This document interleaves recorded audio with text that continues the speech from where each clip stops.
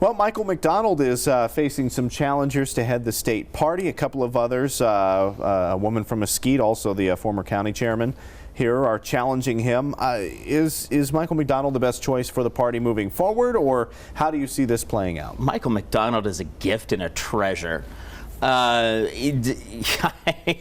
Look, this man has proceeded over devastating losses to his party at this point. He is the best ally a guy like me could ever ask for. Let's remember that this is a man who thought that the capital of the state was Las Vegas and proclaimed so loudly and proudly from the convention floor. I would be shocked if anyone can move him from where he is, and I just wish him all the best. As a progressive, as a Democrat, you are more than happy to have him there. Let's long live Mike McDonald.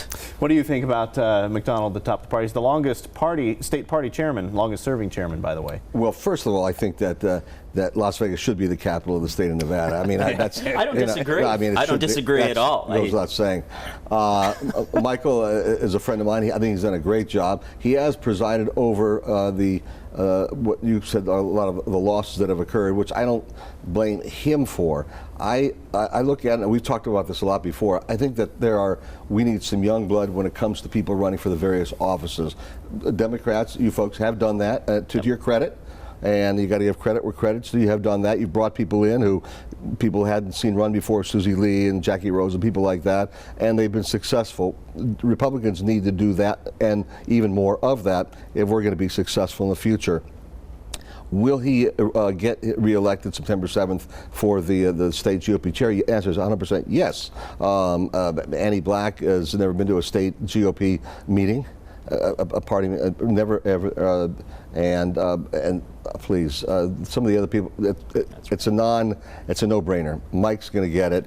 He's a friend of, and he's got the ear of the President of the United States, and that is valuable in itself. And he's also a great fundraiser. So I want him to stay in that position, and I want him to, in addition, bring in new blood around him to be able to help him boost the party. Yeah, in a party role, I think that's the ace in the hole, right? Having the ultimate, the top of the ticket, the top of the party. Absolutely. In support of you, 100%. Oh, 100%. Yeah. Well, let's talk about.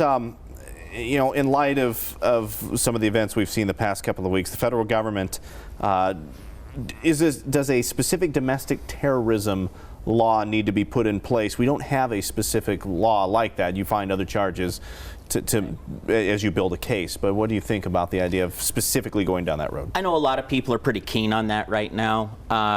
You know, I personally would just be satisfied if, I don't know, the Department of Justice wouldn't be sitting on information about our domestic terrorist problem right now. You know, we learned last week that that Barr's DOJ absolutely squashed a report that went into great detail about our current domestic terrorism issues.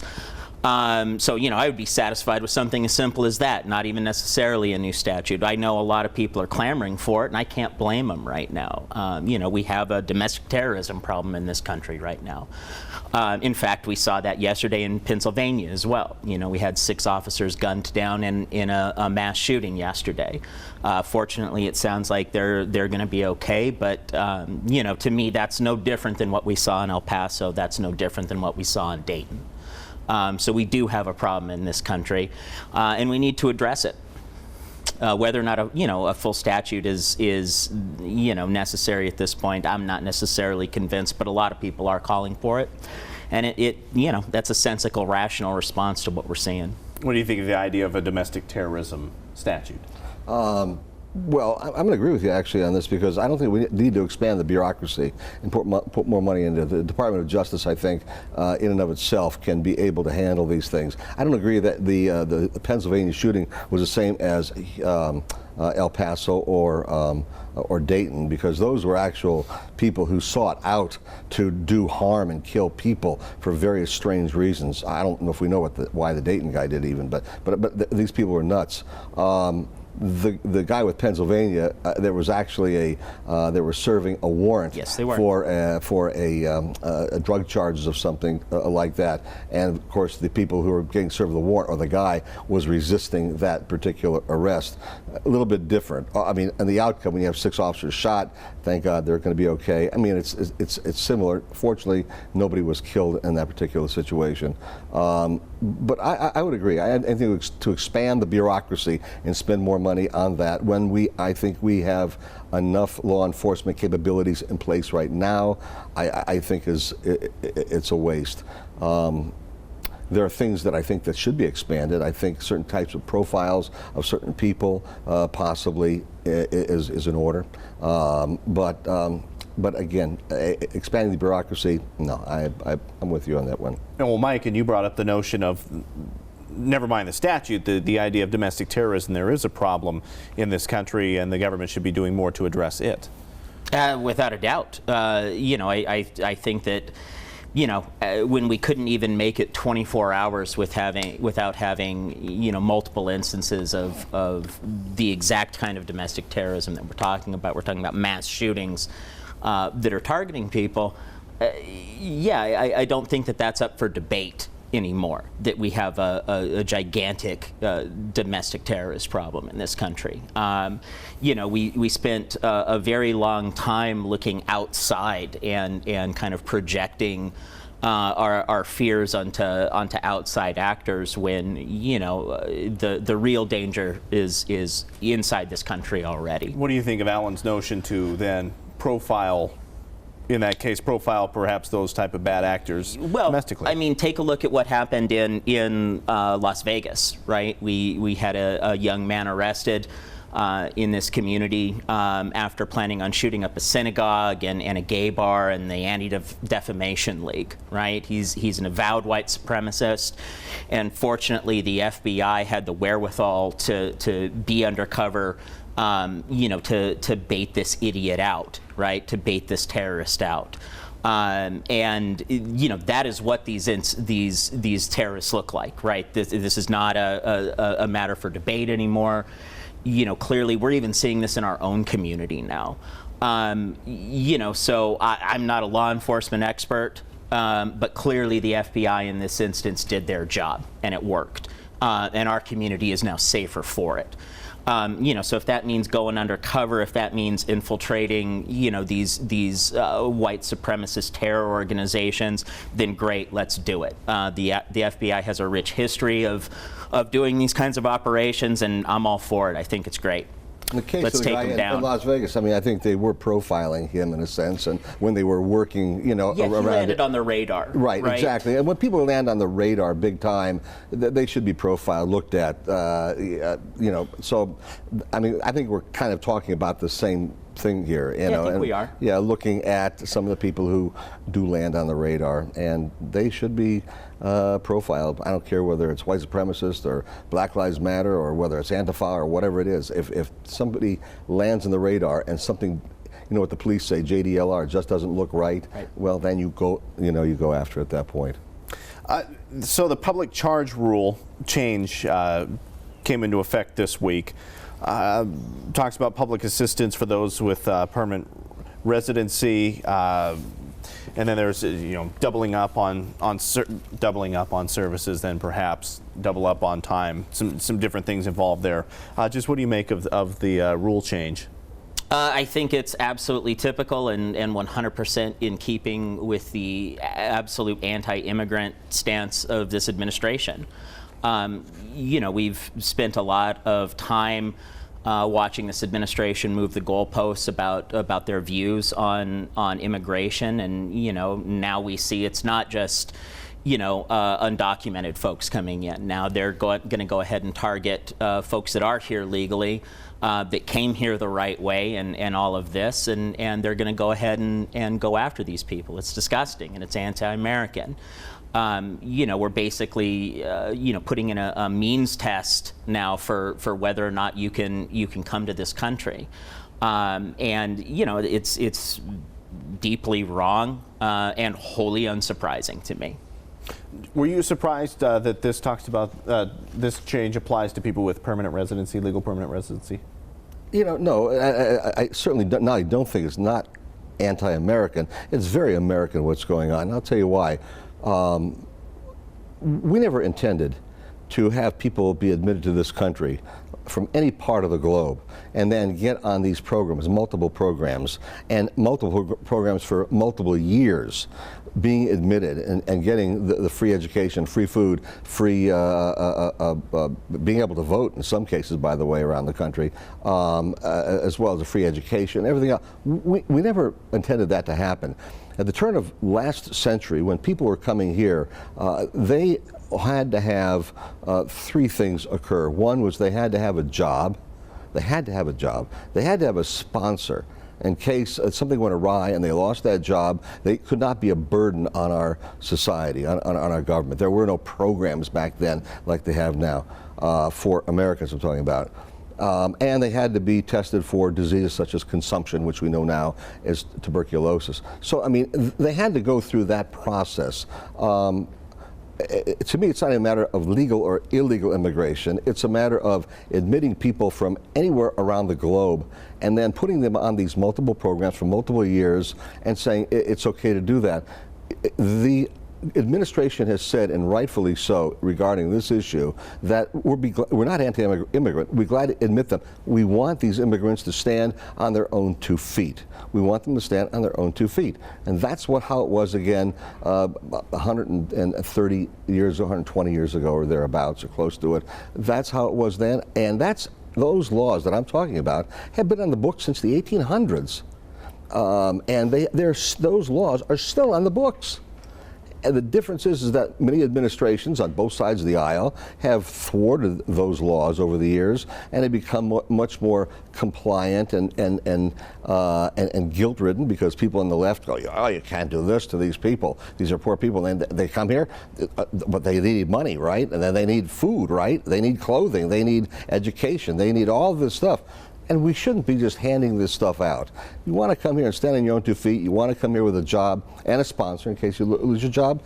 I'd be glad to have you be welcomed in this country. Well, if you look at the bigger picture, though, does at this point to the philosophical difference, like we're seeing in the administration also with SNAP benefits, for example, this points to that bigger philosophical idea of how much public assistance should be available. Right. I mean, look, to bring this kind of full circle to something that we were talking about before, we had victims in El Paso from the shooting that didn't seek medical care because they were afraid.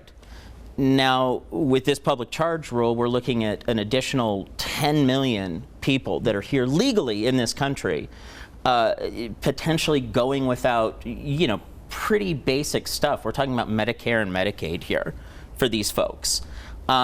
This is pretty basic, right? So it's, again, I don't necessarily know that that going back to the immigration laws of the 1800s is necessarily the direction that we want to be going in this country. We have a very xenophobic and very anti-immigrant past in this nation, and this is a return to that thinking, as Alan said. And it's part of this overall, idea that, that we're some kind of bootstrap nation, and the unfortunate reality is that it's impossible to pull yourself up by your bootstraps if you don't have boots. And this kind of speaks to that. And this administration, it doesn't matter whether it's SNAP benefits, whether it's this change to the public charge rule, whether it's attacking the ACA, it doesn't matter. If any time anybody in need needs something, it is too much for this administration. Anything is too much for this administration. So it's right, part and parcel, right in line with everything else that we've seen out of this administration. When you have people come from outside the country about pulling yourself up with your own bootstraps, then bring your boots with you. And you'll have the boots to pull yourself up with your bootstraps, number one. Number two, when the ACA was passed, Barack Obama was asked specifically, very specifically, is this going to include immigrants and illegal aliens? And he said, absolutely not.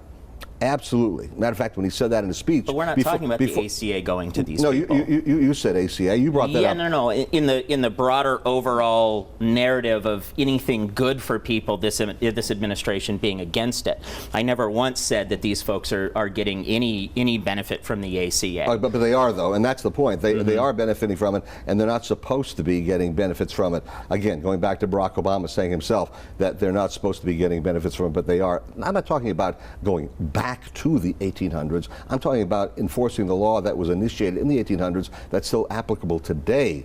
It's still on the books today. What we have done is flout that law.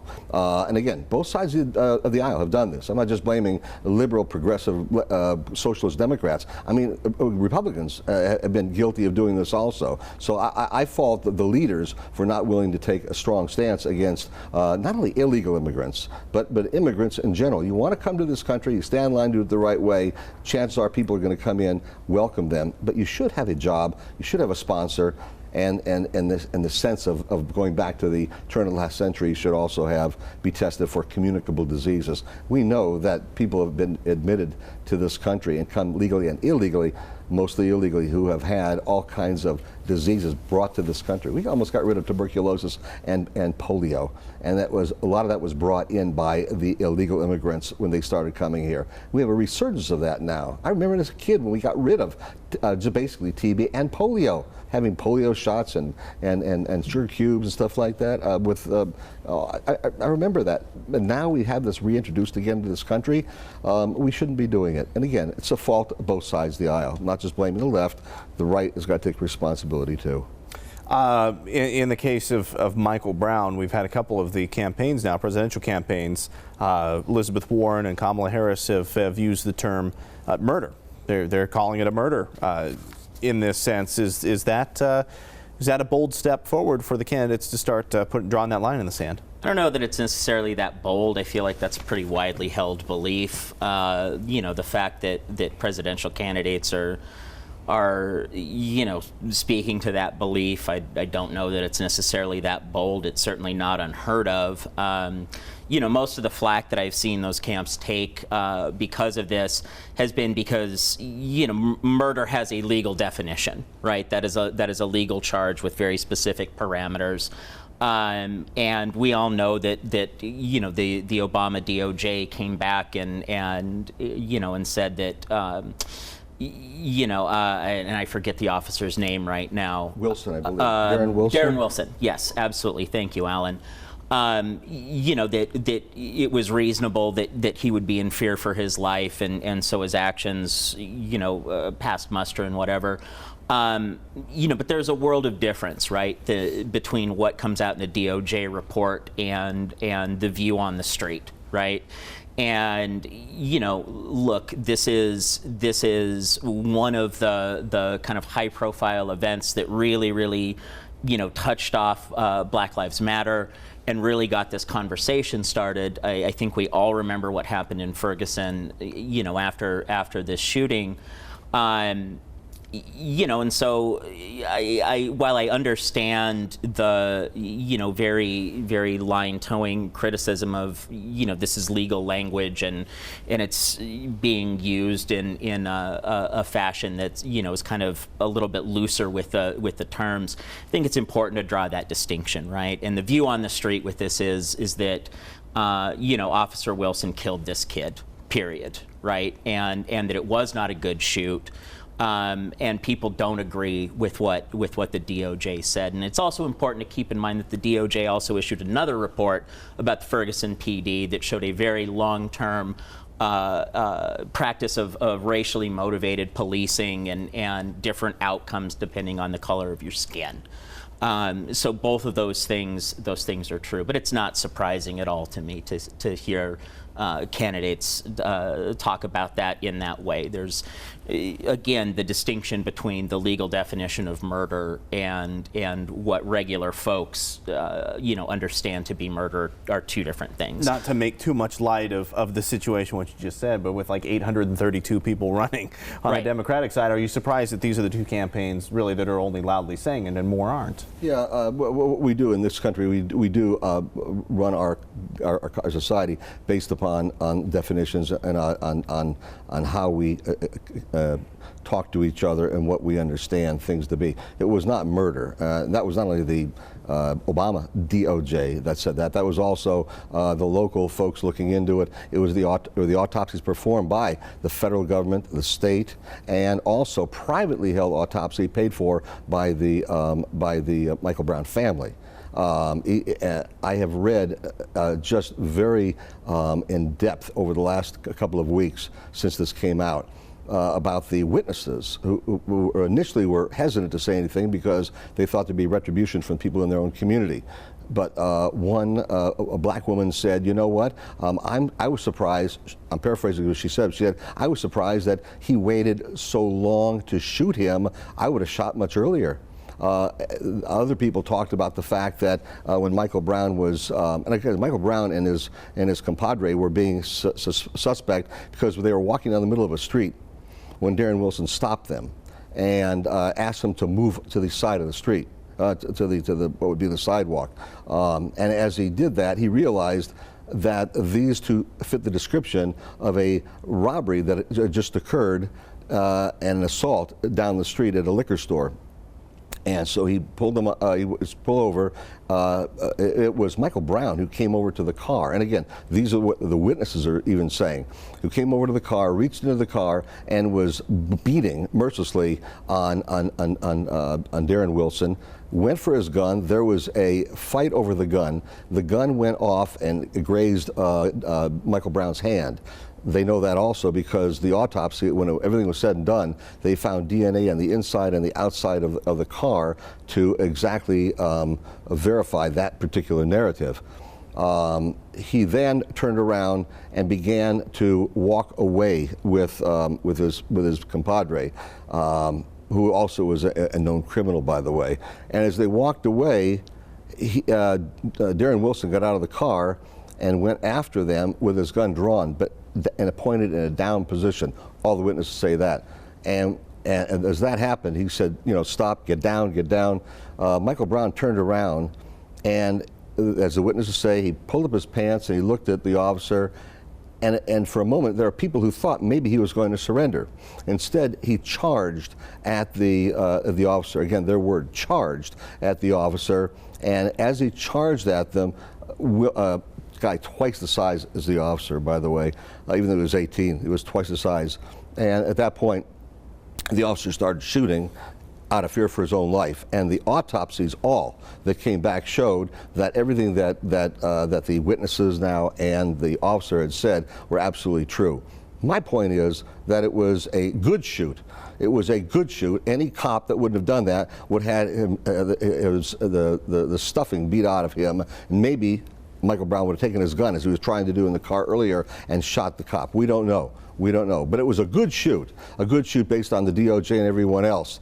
And the problem is that Kamala Harris and Pocahontas have both opened themselves up to a lawsuit for liable for calling it a murder, saying that in effect Darren Wilson was a murderer when in fact he was not.